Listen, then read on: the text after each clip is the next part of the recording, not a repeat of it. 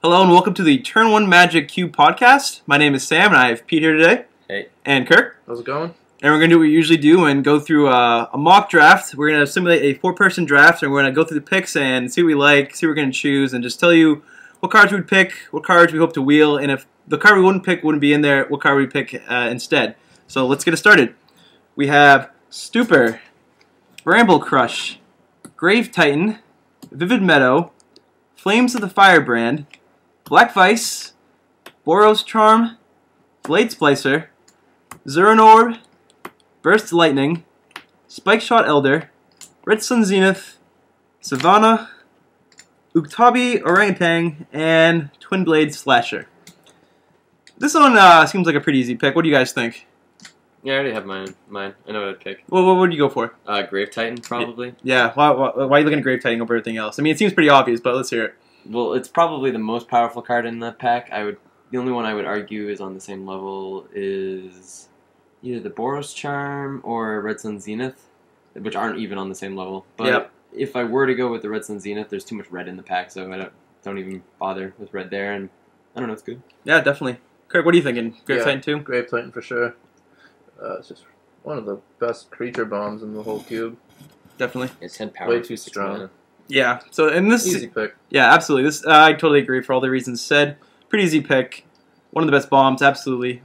Taking the Grave Titan, what are you looking to get back out of this pack? There isn't really a lot of black. There's that Stupor, so that could definitely come back. But I mean, what are you guys looking at right now? Stupor. Stupor? Yeah.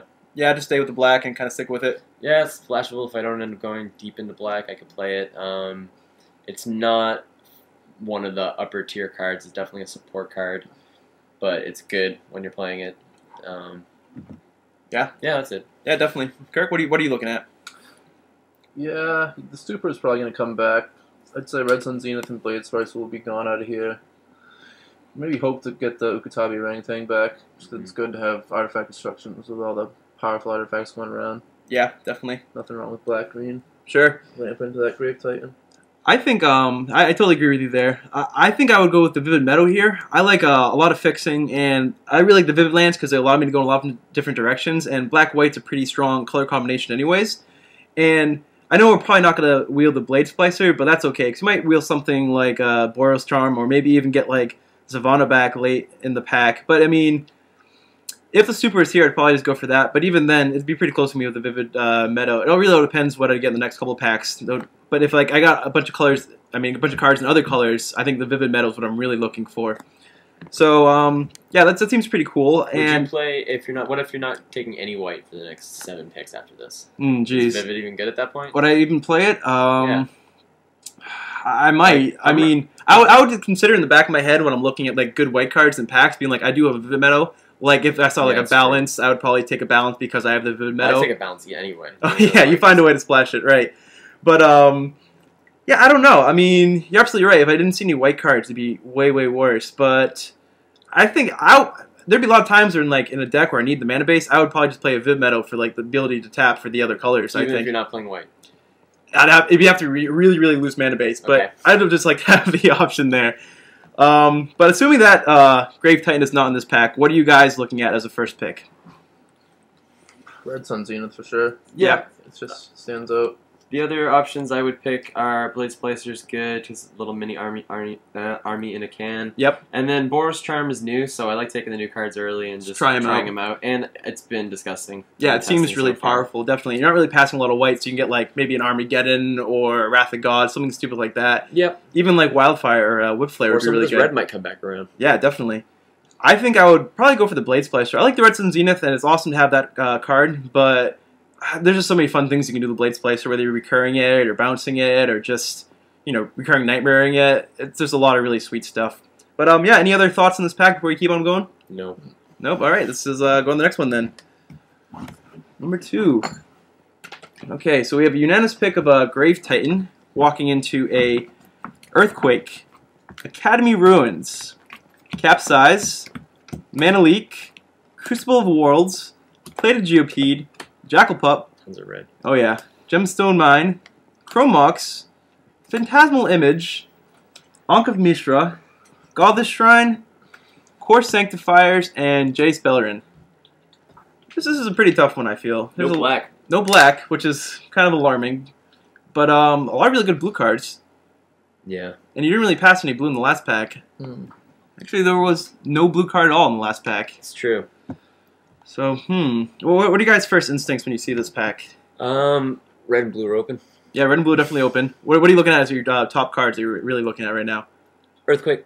Earthquake is reach, removal. You can build around it kind of and go for the flyers after this. Splashable. Yep. We did pass a ton of red. Yeah, we did. So, but then again, that's not as big of a deal. Yeah, you can just splash an Earthquake in a deck with no other red in it. Exactly. Kirk, what are you thinking about right now? I'm gonna go for the Phantasmal Image, like 90% of the time here, and if not, it's gonna be the Capsize. Yeah. We have the Grave Titan already. It's just a perfect target for the Phantasmal Image. Yep, definitely. Yeah. You get 8 mana, play Grave Titan into Phantasmal Image. Seems really strong. And then I like Capsize. Yeah, Capsize is really strong too.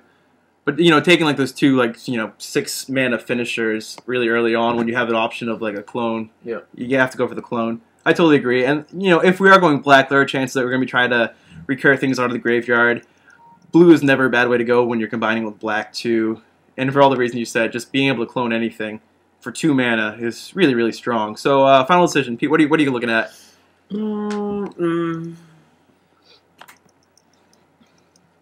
I might actually go with the clone. The clone? You're right. The Phantasmal Image is pretty good. Yeah. It's equally as splashable. I don't know if I'd be willing to play that if I got to the end of the draft and I was either going to play 1 red card or 1 blue card. I don't know if I, which one of those two would I more likely to want to have. Right. Yep. But with all the blue that came with it, I don't know what the next pack's going to bring, but I'd probably go with the Image. Yeah, that's definitely a solid choice. Kirk? Yeah, definitely the Image. Image. Yep. Same here. So that's 3 images. What are we looking to get back since we took the Image out of this pack? Probably some very obvious choices. Capsize, but there's no chance. Not no chance, but a very low chance Capsize would come back over the other blue cards, I feel. Just hoping for one of the blue cards to come back. Yeah, take mana. 3 in a 4-man draft. You hope one will come back. Definitely, yeah. 3 other blue players at the table, that's a good sign to get out of there as quick as possible. Mm-hmm. I would say either Capsize, but I don't think the Capsize. I think if there's one other blue player at the table, they'd probably take the Capsize. Yeah, I agree. So I don't know. I think they might take the Jace. They could take the Jace, definitely. Jace is more of a card advantage machine, and Capsize is really good only if you're planning to get to 6 mana. It's okay in a pinch for 3 mana, but definitely 6 mana is where you want it, and even then, it's only doing 1 a turn. It's kind of like a really late game thing. I don't know. I'd rather spend the 3 mana early on and just accrue card advantage. Definitely, and also you have to consider that there probably is a mono red deck somewhere in this draft. Yeah, exactly. That's so you're gonna be racing to 6. Is the Capsize really gonna do anything when they're swinging for 6 a turn? You're at 4 anyways. Yeah. Yep.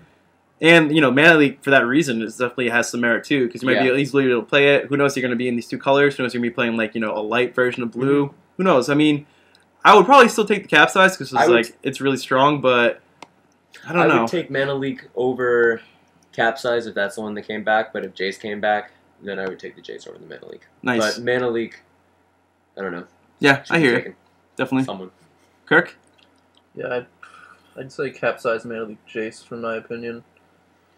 I like Jace, but a lot of the times if it's been too far behind and it doesn't equalize, you're just giving yourself a card and your opponent a card. I've just had more success with the other 2 cards. Yep, I hear you.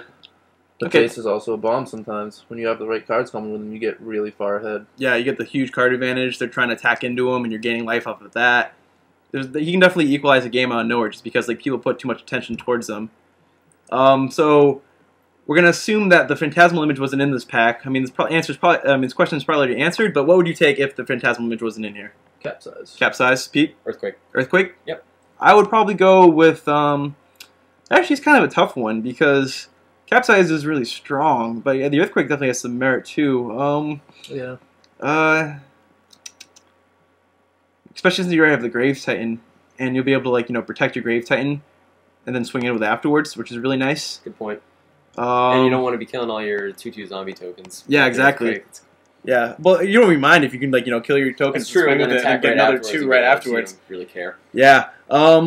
I'd probably still stick with Capsize though. I end up not really playing a lot of these symmetrical burn spells because I don't think really bite me in the butt, but I don't know. I'm just afraid. I guess what it comes down to. It takes a certain class of cube players to want to risk their lives. I have not risked that Echelon yet. But, okay, great. We'll go on to the next pack. So we have a Grave Titan, a Phantasmal Image across the board for the first 2 picks. There you go. Thank you. Wampa right on top. Oh, Recurring Nightmare. Lightning Greaves. Mind Twist. Hey, what's up? Gerard's Verdict. Cloud Goat Ranger. Volrath Stronghold. Ancient Tomb.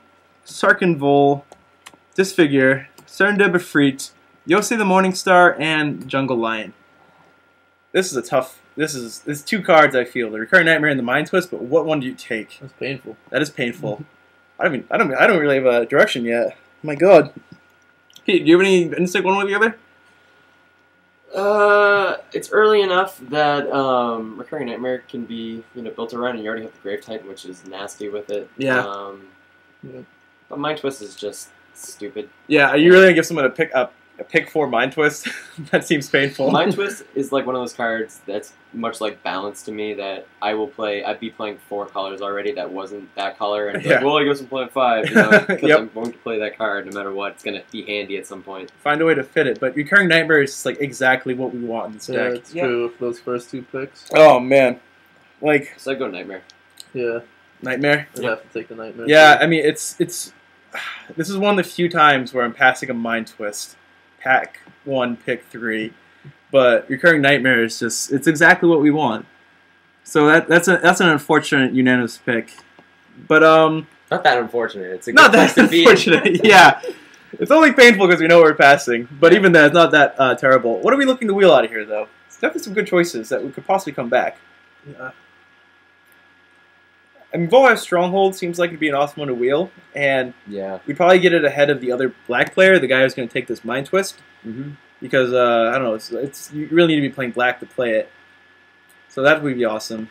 Also, there's the Cloud Goat Ranger, which would be really... That'll be gone. That'll That's be not gone coming too. back, I don't Yeah, think. that's not being realistic. I think that would be taken before Yosei. Yeah.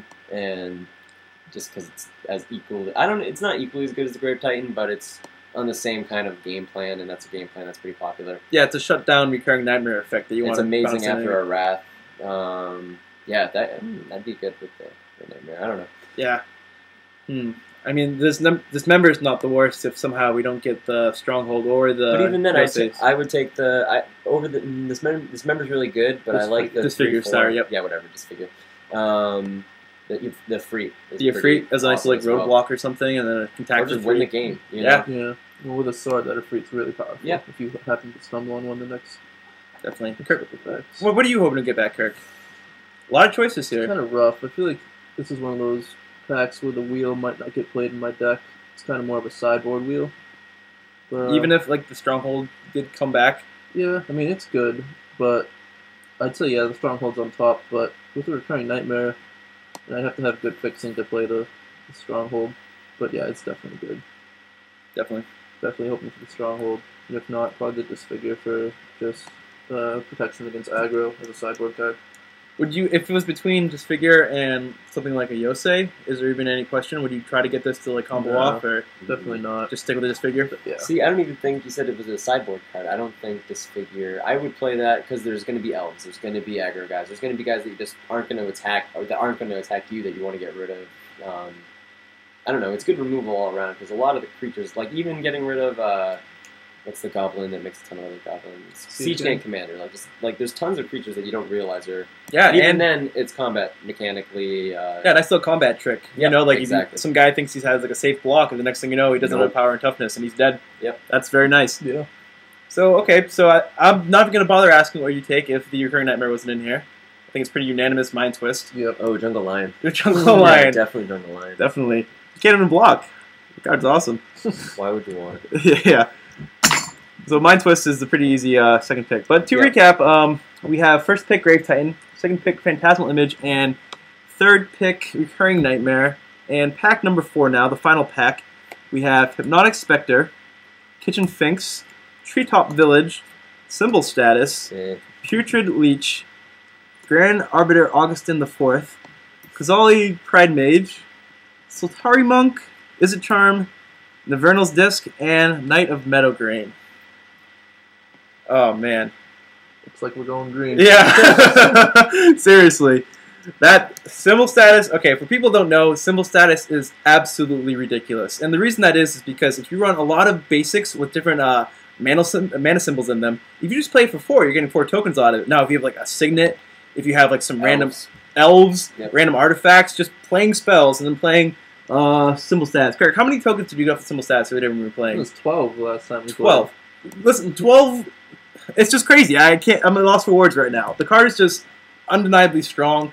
If you're okay with playing unglued cards and you're ready to fix your basic lands like that, it's the best card in green, I feel. Yeah, some people don't like playing multiple different types of basic lands because they want their lands to be all the same. That way, if they somehow someone sees a hand, they can't like judge. Right. They played this planes that had whatever, you know. It's like a competitive advantage. advantage. Different one. Yeah, so it's all uniform and it's less information you're giving away. And also, a lot of people complain that it takes a lot of time after you draft to find the basic lands that, you know, all match up. It takes like 2 minutes to do at tops. Exactly. You spread out all your permanents, you match up the ones that don't have it. And there's so many random ones that like are just so obscure that aren't any of the card in the cube. It's I've pretty easy to spent find. years accumulating basic lands that were not your normal symbols that we don't have, you know. Yeah, specifically for that card. Yep. So, yeah, that's like, I mean, this could just be a case of people not knowing how strong symbol status is. Someone hasn't been beaten by symbol status. That's how I see it. That's really what it takes. And even then, if the symbol, like, okay, so that card is very, I'm going to so unanimous across the board? Yeah. I don't know. See, like, when I draft, I know it's only the 4th pick, but, like, we already have a kind of a thing going. I'd have to give up blue pretty much at that point. Like, yeah, that's tough. Blue becomes a splash at that point. Fair enough. Fair enough. Definitely. Status it up. Yep. Any because we have the recurring nightmare, is there any consideration at all for Kitchen Finks, or is it just symbol status is so high above Kitchen Finks that it doesn't even matter? Too far above. Kitchen Finks might be back.